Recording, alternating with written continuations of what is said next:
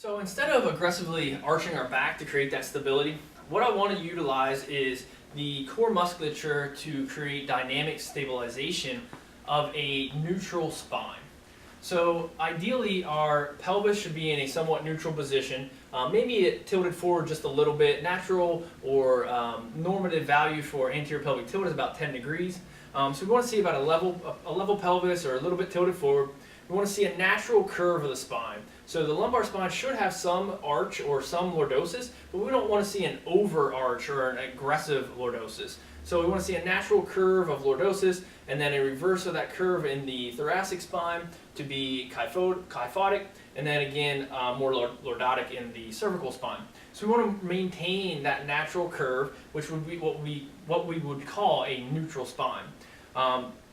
To do that, we're going to use the core musculature of the transverse abdominis, the internal and external obliques, the multifidus, and the diaphragm on the top and the pelvic floor on the bottom. So I want to draw that up here to kind of explain how this works.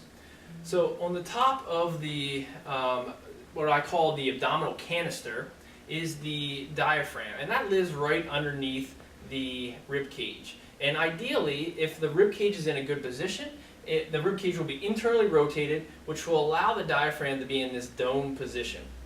Down at the pelvis, we will have the pelvic floor, which should be down here, and then the transverse abdominis will be pretty much the front and all around the sides.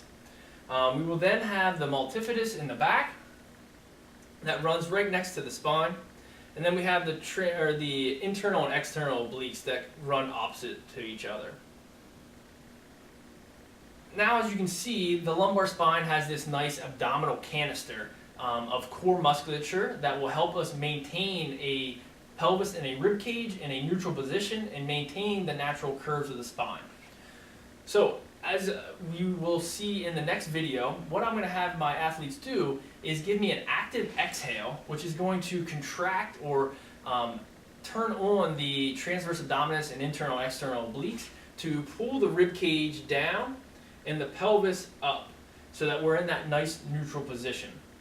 Once we have that position and the abdominal canister is contracted and maintaining that, again, we have the diaphragm in this nice domed position. Because of the dome position, as it contracts to take a nice deep breath in, we're going to push the contents of the abdomen down.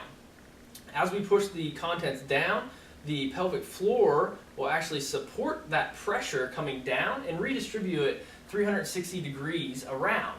Now, as the pressure is coming out forward, it's coming backwards, and it's coming laterally, the co-contraction of the entire abdominal canister must maintain that pressure, and we get a nice pressurized lumbar spine.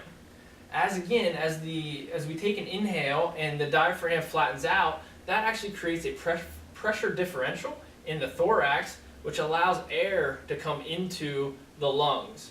And now we have air inside the lungs, and now we have pressure that creates stability in the thoracic spine. So ideally, we use the abdominal canister and airflow to pressurize the thorax and abdomen, creating stability of a neutral and natural curve, which is going to take stress off the lumbar spine and allow the pelvis to be in a better position and have better orientation of the hip socket, allowing free motion of the hip to go into flexion and internal rotation, which is optimal and necessary for a good pain-free deep squat.